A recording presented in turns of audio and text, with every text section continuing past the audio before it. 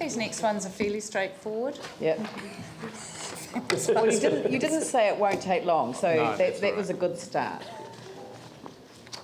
Yep. I David Faulkner here, Transport Planner. So I want to take you through some of the transport recommendations Page. and how we're responding to those. Start with page numbers. Page numbers, yep. So there's three recommendations. There's recommendation 5, which is on page, well, our response is on page 128. Yep. There's also recommendation 28, which is on page 177, and then recommendation 29. Let's just Yep. page by page. So 128. Yep. 128 is not a no, it's modification. Well, the reason why I mentioned all of them is that they're all very similar. Okay. Yep. And But we won't remember what page to turn to next, so just far away. okay, so I'll just highlight what it says on page 128. That we need to clearly translate the Greater Christchurch Transport Statement and the Christchurch Transport Strategic Plan in the district plan, and we need to respond to change conditions post-earthquake and also support the freight network. We have considered this in great detail, and we also obviously in writing the district plan that we also considered those documents, the Greater Christchurch Transport Statement and the Christchurch Transport Strategic Plan. As staff, we feel that we have translated those sufficiently into the district plan and aren't proposing any further changes. Some of the reasons for that is one, we don't want to, we want to have a streamlined plan, so we don't want to repeat everything that was in those documents. They are publicly available and people can read them for themselves. We feel we've summarised the key messages out of those documents, and there's a number of methods and rules we've put in to the plan to give effect to those. Basically, you just add freight in his request. We've asked for it, but so far Stuart's refused to do this on the road. So there is a delicious irony in this, but No, the Horizontal Infrastructure Governance Group gives direction to Skirt. Skirt don't make decisions independently. Yes, that's right, but that is, we're a member of that, remember that. So, but let me just pay particular regard to the Order in Council. So it states that provides for the effective functioning of the urban environment of the Christchurch district, reflecting the changes resulting from the Canterbury earthquakes, including changes to population, land suitability, infrastructure and transport. And of course, when referring to transport, we've had a clear indication from ministers that that is the whole of the transport system. It's not just about people, it's about freight as well, right? Yep. Yanni, quick. Yeah, let's add cyclists in here as well. I mean, it should, because this is the real tension with the community. You've got freight routes that have an impact. You've got other needs like pedestrian and cyclists. So I think if we're going to add one... So people aren't cyclists? Yeah, it should include freight as well. I need to pull us back here. What you're asking, Councillor, is outside what the Minister has asked for, so we can't make those changes. It's not. The proposal needs to more clearly translate the Greater Christchurch Transport Statement and the Christchurch Transport Strategic Plan and the objectives, policies and rules to provide clearer direction for decision making, particularly to respond to the changed conditions post-earthquake and particularly to support the freight network. Yep. Fine, add in freight. What I also think we should be doing is adding in the cycleways. Why wouldn't you? But we can't, because we didn't do that. I mean, the ministers have responded with a particular request, Yes. which we are responding to.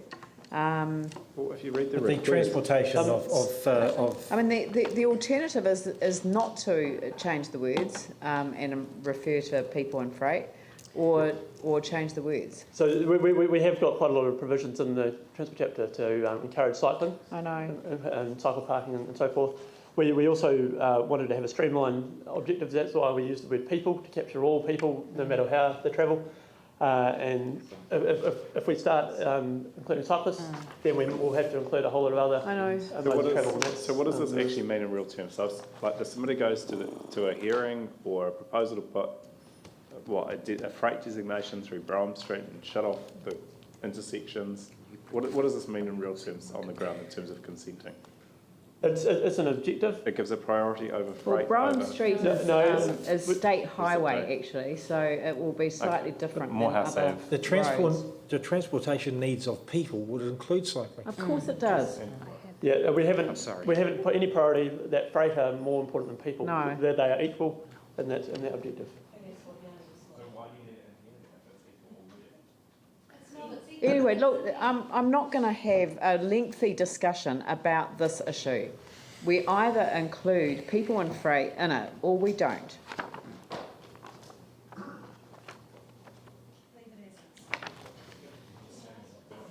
Our proposal is that we do. In this case, we can make it more clear, that we can add in those words. It doesn't change what the rest of the chapter is about, it just makes it more clear.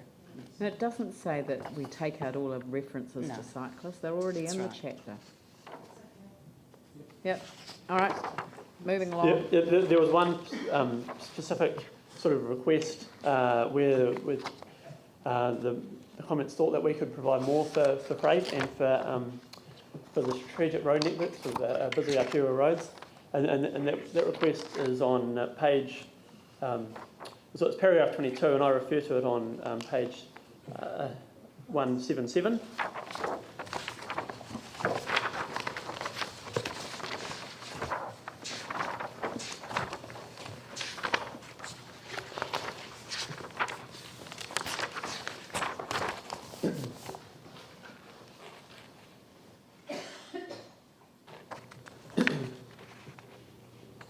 The specific paragraph is mentioned on the next page, 178, of that whole recommendation 28, which starts on page 177. The recommendation was that we should discourage access to arterial roads, so that's the busy roads, where there's alternative access. So, for example, a property there's a corner property, it fronts two roads, or has another access to another road. We should encourage that access onto the road with lesser traffic volumes as opposed to the arterial road. We've considered that, and we consider that in some cases that would be appropriate, in some cases it won't be. So the most appropriate way is to deal with it through the integrated transport assessments, which is what we did in the draft proposal, because we don't want situations where, and I'll give an example, the Pear Street, New Weald and Ireland was in a situation of this, where it fronted an arterial road, Pear Street, it also fronted Brodie Street, which is a residential local street.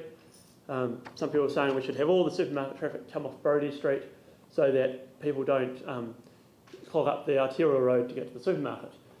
Yes, from a traffic efficiency point of view, that's great. From a residential point of view, for people living on Brodie Street, that would be terrible.